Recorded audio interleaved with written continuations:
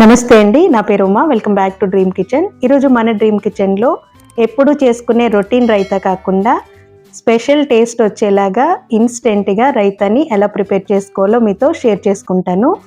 ఈ రైతాని మీరు చపాతీలో కానీ పూరీలో కానీ సర్వ్ చేసుకోవచ్చు. ఎప్పుడైనా మనకి కర్రీ చేసే టైం లేనప్పుడు ఇన్స్టెంట్ చపాతీ తెచ్చేసుకుని ఈ రైతాని అప్పటికప్పుడు మీరు ప్రిపేర్ చేసుకున్నా సరే చాలా టేస్టీగా ఉంటుందండి.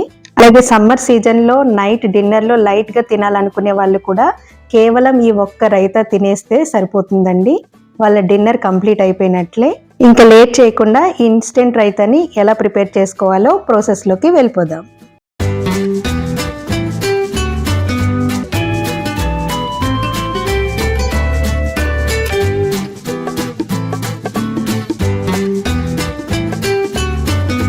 ముందుగా 5-6 వెల్లుల్లి రెబ్బలు వేసుకుని తర్వాత కట్ చేసి పెట్టుకున్న అల్లం ముక్కలు కూడా వేసుకుని క్యాప్సికమ్ను కూడా ఇలా చిన్న ముక్కలుగా కట్ చేసుకుని వేసుకుని ఇలా దంచుకోవాలి.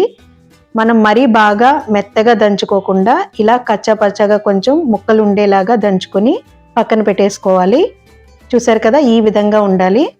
తర్వాత ఒక ఉల్లిపాయ, 2 పచ్చిమిర్చి, కొంచెం కొత్తిమీర కూడా వేసుకుని మనం కటర్లో వేసేసుకుని గ్రైండ్ చేసుకోవాలి. లేదా మీరు సన్నగా కట్ చేసుకున్నా పర్వాలేదు. ఇప్పుడు నేను చూపించే విధంగా అయితే మీరు కట్ చేసి పెట్టుకోవాలి. తర్వాత ఒక బౌల్ తీసుకుని పెరుగు యాడ్ చేసుకోవాలి. ఈ పెరుగు మరీ చిక్కగా కానీ పల్చగా కానీ ఉండకుండా చూసుకోవాలి. మీకు మరీ చిక్కగా ఉంది అనుకుంటే కొంచెం లైట్గా వాటర్ యాడ్ చేసుకుని కన్సిస్టెన్సీ అనేది ఇప్పుడు నేను చూపించే విధంగా ఉండేలాగా ప్రిపేర్ చేసుకోవాలి. తర్వాత మనం ముందుగా దంచి పెట్టుకున్న అల్లం, వెల్లుల్లి, క్యాప్సికమ్ ముద్దను వేసేసుకోవాలి. అలాగే కట్ చేసి పెట్టుకున్న ఆనియన్స్, పచ్చిమిర్చి, కొత్తిమీర కూడా వేసేసుకుని ఒకసారి మొత్తం బాగా కలిసేలాగా మిక్స్ చేసుకోవాలి.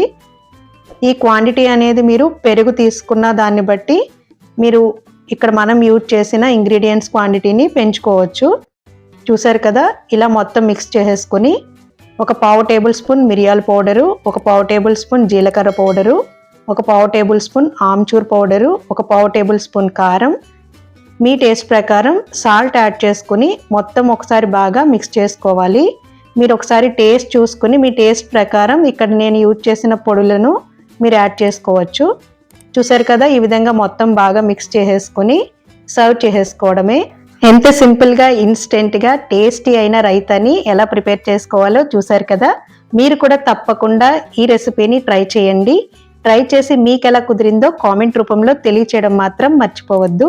మన ఛానల్లో సాఫ్ట్గా చపాతీలను ఎలా ప్రిపేర్ చేసుకోవాలో వీడియో ఉందండి. ఆ వీడియో లింక్ని కూడా ఈ వీడియో కింద డిస్క్రిప్షన్లో ఇస్తాను. ఎవరికైనా అవసరం అనుకుంటే ఒకసారి చూడండి. మరెన్నో quick and tasty healthy recipes కోసం మన డ్రీమ్ కిచెన్ ఛానల్ని సబ్స్క్రైబ్ చేసుకోవడం మాత్రం మర్చిపోవద్దు. Thank you for watching.